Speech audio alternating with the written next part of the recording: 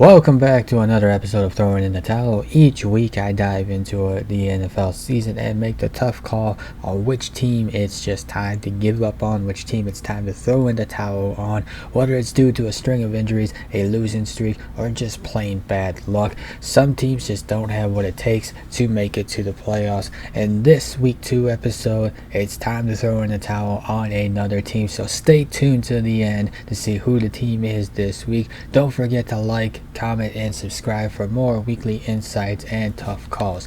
Let's get started with the AFC East per usual, and we start with the Patriots. And in the NFL, results are all that matters. The Patriots came close to the most surprising 2-0 start in the NFL this season, but in the end, the defense could not stop Geno Smith and the Seahawks from eking out an overtime win.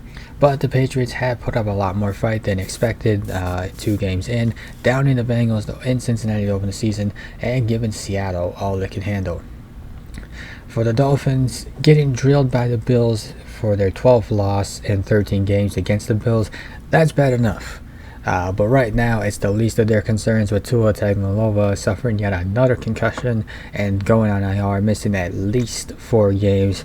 So now the Dolphins have to figure out a way to keep the season afloat and hope that he is able to return this year. And if Thursday's loss was any indication, generating offense with Skylar Thompson under center, it ain't going to be easy.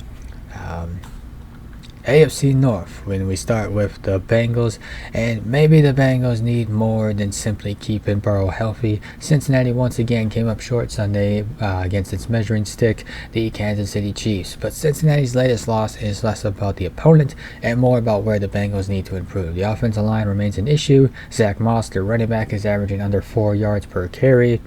Jamar Chase is not involved enough in the offense, and T. Higgins still hasn't played because of a bad hamstring. And for the Ravens, they have major problems. The defense under new coordinator Zach Orr has been inconsistent. Derrick Henry hasn't been able to get the ground game going behind an offensive line that has struggled. And Baltimore just lost a game it should have won against a mediocre Raider squad. The Ravens needed that game because the schedule moving forward is brutal at Dallas, Buffalo, and at Cincinnati. The historical data for teams that start 0-2 is not good. At 3-0, it's even worse.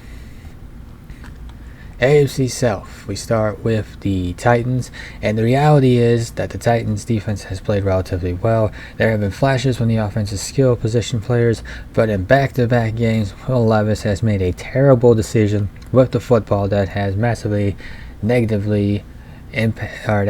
a massively negative impact for the Titans. Levis is still young. This is his second season first as a full-time starter, and the backup Mason Rudolph isn't really going to inspire a ton of confidence. But if Levis continues to give the game away, perhaps you have to consider making a change at some point. For the Jaguars, well, they're still talented enough to make a playoff push, but they can only reach the postseason if they figure out how to play a complete game. Mistakes and a lack of offensive rhythm have now cost the Jaguars 2 games that they could have won, and Lawrence is missing more plays than a quarterback being paid $275 million should. It's hard to say that a team is facing a must-win situation in like week 3 of the season, but with road games against the Bills and Texans coming up, and also the Jags have to find a way to win now or risk falling further behind in the AFC race and the AFC South race as well. For the Colts, Indianapolis can't stop the run. The Colts aren't just bad against the run. They're easily the league's worst in that department. Yes, the Colts need more consistency from Anthony Richardson. Despite his up and downs, Indianapolis remains in striking distance during each of its first 2 games. But Shane Steichen's squad should be embarrassed by how soft it was at the point of attack. I mean, you knew the Packers were going to run it, and you still couldn't stop the run, and you still got beat. And in the AFC West, we have the Denver Broncos. And to be fair, it's to be expected that rookie quarterbacks are going to struggle. Bo Nix is no exception here, but he has been objectively bad over 2 starts. He has averaged 5 yards per attempt. He's completing less than 60% of his passes. He has yet to throw a touchdown pass, and he's been picked off 4 times. And at some point, Sean Payton might have to make a difficult decision on whether or not to bench him and avoid a Bryce Young kind of situation. And so that does it for the divisions in the AFC. We now move on to the division representatives. In the East, it's going to be represented by the Patriots this week. In the North, the Bengals are going to represent. In the South, the Titans are going to represent. And in the West, the Broncos are going to represent. And of these 4 teams, who will represent the AFC this week? I'll let you take a second, take a guess. And hopefully you got it right, because this week, it's the Denver Broncos. And now we move on to the NFC, and we start with the NFC East with the New York Giants. And long story short, the Giants are a bad football team. Spoiler alert, in case you didn't already know that. And with 2 straight games coming up against playoff teams from last season, it's not easy to see where the first win is going to come. With a limited offense and a bottom half scoring defense, the Giants are one of the worst teams in the NFL. For the Cowboys, there will be no doubt plenty of fans freaking out in Dallas this week after they were roasted by the Saints, and there is cause for genuine concern, but it's more on the offensive side of the ball, more specifically the run game, which was a question mark entering the season, and is after 2 weeks in averaging just 3.2 yards per carry. Or I guess in the game against the Saints was averaging 3.2 yards per carry. And that question is still looming pretty large for the Cowboys. And next week's home total against a reeling Ravens team, well, it now has even bigger stakes, as these are 2 teams that are Super Bowl hopefuls trying to keep the season from getting away from them. And for the Eagles, this looked more like the Eagles of late last season than the team that looked like the NFL's best earlier in that same season. Nick Sirianni made multiple bad decisions. The Eagles simply could not put the game away, and perhaps most importantly, Philly's new look secondary was carved to pieces by Kirk Cousins on the game's deciding drive. He drove the length of the field with no timeouts and made it look so easy. The Eagles may still be the team to beat in the NFC East, but Vic Fangio's new look defense looked a lot like the one from last year that was terrible against the pass. NFC North, we have the Chicago Bears, and the good news for the Bears is that for the second time in as many weeks, the defense kept them in the game for 4 quarters. The bad news is that it didn't matter because of the way the offense played. Caleb Williams took a beating and threw a couple of interceptions. Give him credit though, he hung in there. And for the Detroit Lions, I think a lot of people are ready to label the Lions as a top 3 team entering the season. And even after a close win against the Rams in Week 1, and even still stuck with that after a close win against the Rams in Week 1. But after a close loss to Tampa Bay, well, I think this is a nice reminder that Detroit isn't a powerhouse just yet. Simply put, I think Sunday's game was more of a statement about the Buccaneers than about the Lions. That said, Detroit is not as good as it can be just yet. And lastly, we go NFC South.